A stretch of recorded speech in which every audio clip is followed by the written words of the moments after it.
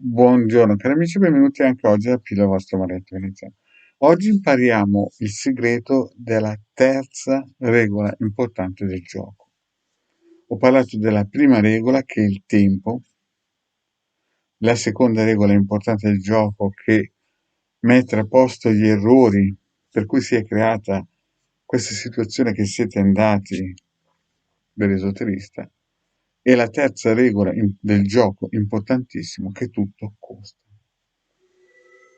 Se voi guardate le piramidi che hanno più di 30.000 anni, o se guardate certi libri religiosi che hanno 2000 anni, anche i Vangeli, no? Che sono dei testi mistici, in cui sono morte milioni di persone per questo pezzo di carta che fino a 80-90 anni fa era scritto solo in latino. Capirete che tutto costa. Ultimamente negli ultimi 10, 15, forse 20 anni è arrivata la New Age, sono arrivati i social, sono arrivati i suonatori di piffero, sono arrivati tanti prodotti miracolosi che ti fanno camminare sull'acqua, ti fanno volare, ti fanno risuscitare i morti. E la gente ha dimenticato che tutto costa.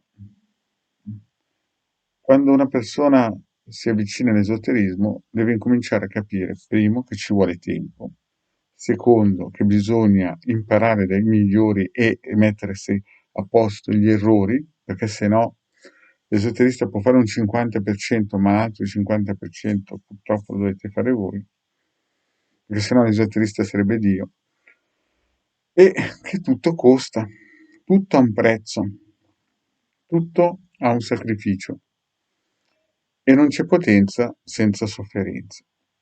Quindi quando le persone si avvicinano all'esoterista, no, devono capire che ci sono, queste sono le regole del gioco, ci sono dei costi, non sono importanti, perché ci sono casi in cui, anche se uno spende, vi faccio un esempio, ci sono persone che vanno da esoteristi perché vogliono fare una scalata nel posto di lavoro, vogliono diventare, non so, direttori di banca, magari sono mandatari.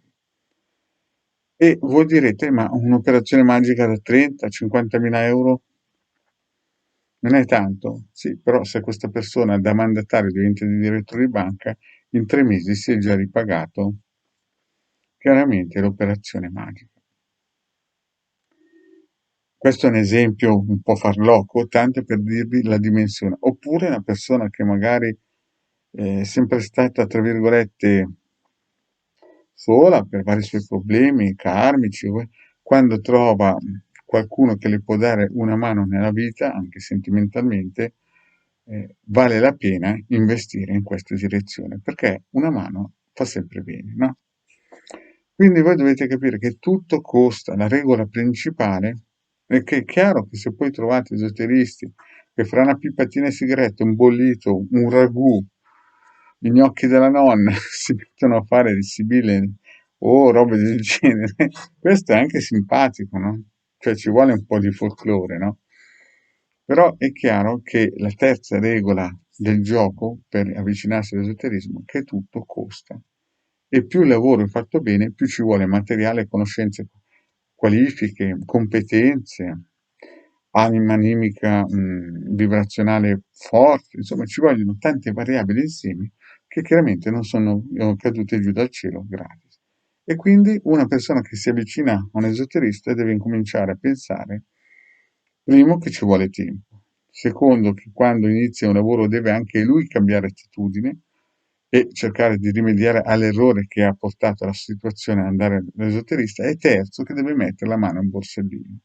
Perché se non avete queste 3 regole ferree del gioco, la cosa non funziona. Potete stare lì a dire tutte le paroline favolose che vi vengono in mente o mettere intenti dentro quei pezzi di ferro arrotolati, ma il problema non si risolve, ve lo dice il Marietto. Ok, grazie cari amici e alla prossima. E ricordatevi le 3 regole principali. Tempo, risoluzione del problema che avete creato e terzo che tutto costa. Grazie cari amici e alla prossima.